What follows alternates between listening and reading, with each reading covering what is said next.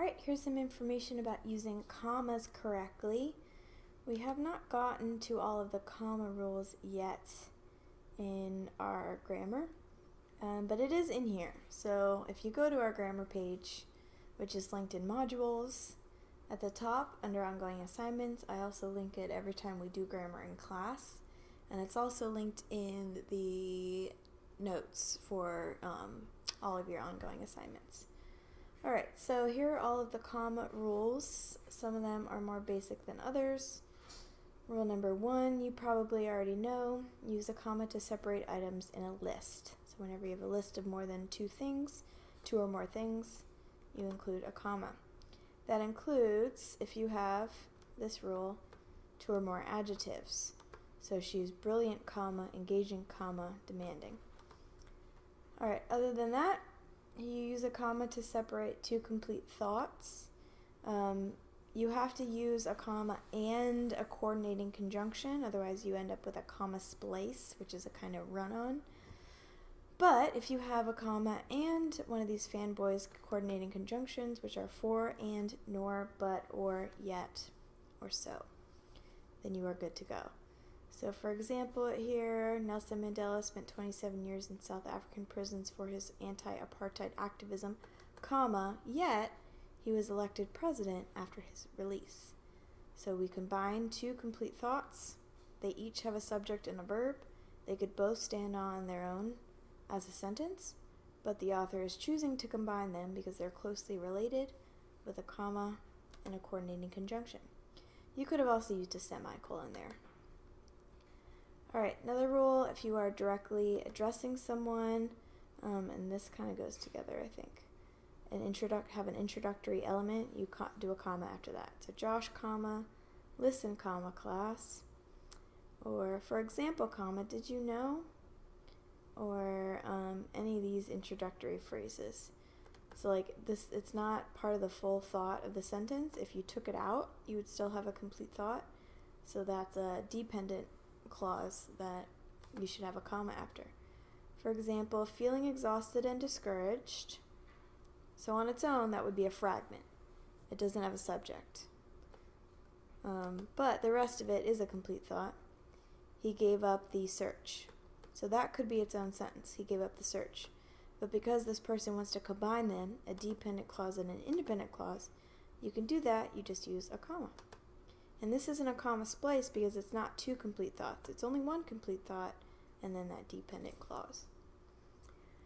Alright, another rule is use commas around sentence interrupters, sometimes called modifiers. So if you have a phrase that is restating or giving more information about what just came before it, you put commas around it. So for example, Harper Lee, comma, the author of To Kill a Mockingbird, comma, so we're just restating Harper Lee, was a lifelong friend of Truman Capote. So you could delete that, author of To Kill a Mockingbird, and we'd still have a complete thought. Harper Lee was a lifelong friend of Truman Capote. So that's one sign that shows you that it's an A positive or a sentence interrupter, and you need to offset it by commas. Next one, non-restrictive phrases and clauses. They are not necessary phrases, which is how I described the previous one, and it's the same deal. So if you could take the phrase out and the sentence would still be a complete thought, you can put commas around it. Alright, so those are all the comma rules. Let's look at maybe a few examples. So the rules I have here, that commas indicate a pause. And usually if you read the sentence out loud, you can kind of hear where the pause should be.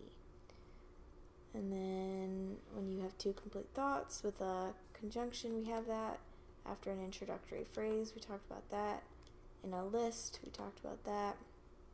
Okay, let's see if we can find some good examples here. So here's, in this hook, we have two complete thoughts separated by a comma and a conjunction. Most people enjoy movies. That's a complete thought. Comma, but of those, very few consider what takes place behind the scenes to make those movies truly incredible. So these could have been two complete sentences, but she's combining them with a conjunction.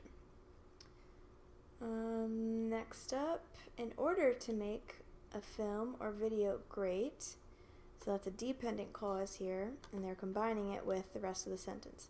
Film editors must take their many responsibilities, such as creating smooth transitions, seriously. So that's a complete thought. That could have been the whole sentence, but they added this dependent clause to give more information.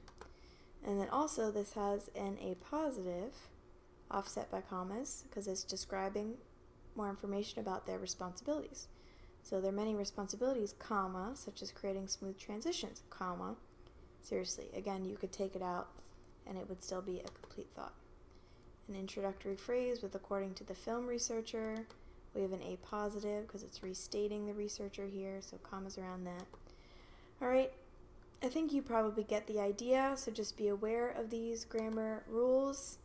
There's some that you are more likely to mess up than others, so if you need to check these, that's fine. My best suggestion is honestly to read your writing out loud.